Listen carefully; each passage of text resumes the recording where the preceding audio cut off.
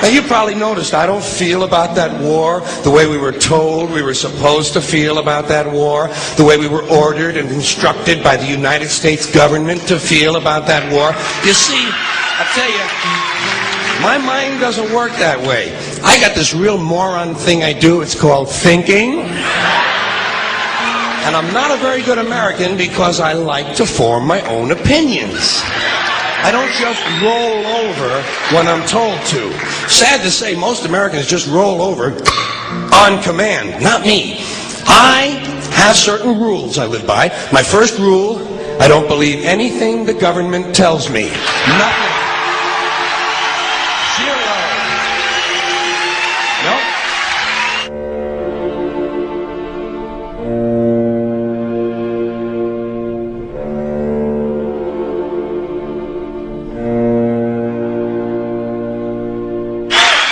And I don't take very seriously the media or the press in this country, who in the case of the Persian Gulf War were nothing more than unpaid employees of the Department of Defense, and who most of the time function as kind of an unofficial public relations agency for the United States government.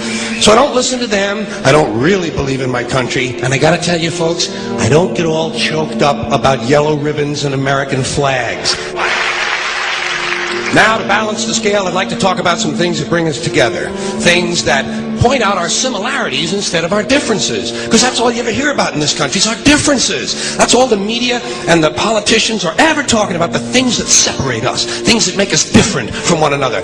That's the way the ruling class operates in any society. They try to divide the rest of the people. They keep the lower and the middle classes fighting with each other so that they, the rich, can run off with all the fucking money.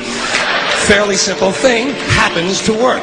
You know, anything different, that's what they're going to talk about. Race, religion, ethnic and national background, jobs, income, education, social status, sexuality, anything you can do, keep us fighting with each other so that they can keep going to the bank.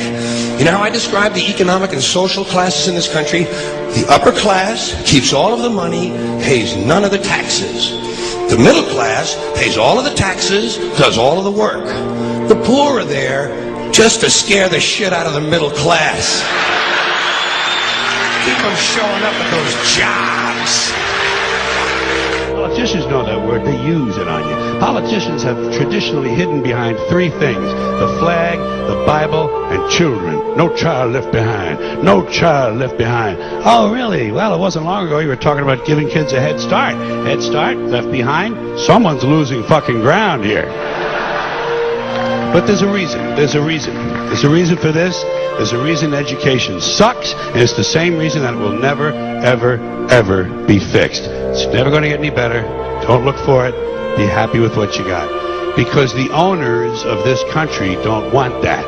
I'm talking about the real owners now. The big, the wealthy, the real owners, the big wealthy business interests that control things and make all the important decisions. Forget the politicians. They're irrelevant. The politicians are put there to give you the idea that you have freedom of choice. You don't. You have no choice. You have owners. They own you. They own everything. They own all the important land. They own and control the corporations. They've long since bought and paid for the Senate, the Congress, the state houses, the city halls. They got the judges in their back pockets, and they own all the big all the big media companies. So they control just about all of the news and information you get to hear. They got you by the balls. They spend billions of dollars every year lobbying to get what they want. Well, we know what they want. They want more for themselves and less for everybody else. But I'll tell you what they don't want. They don't want a population of citizens capable of critical thinking. They don't want well-informed, well-educated people capable of critical thinking. They're not interested in that. That doesn't help them. That's against their interest. That's right. You know something?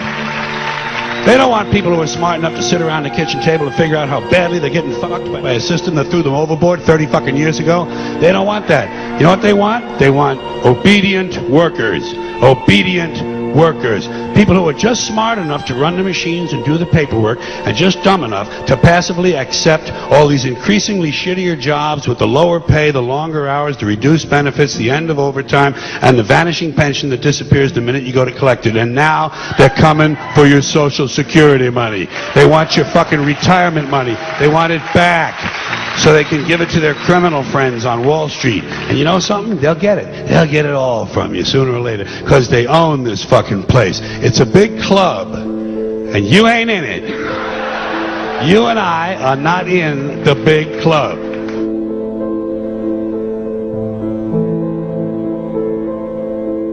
The greatest form of control is where you think you're free when you're being fundamentally manipulated and dictated to. One form of dictatorship is being in a prison cell and you can see the bars and touch it.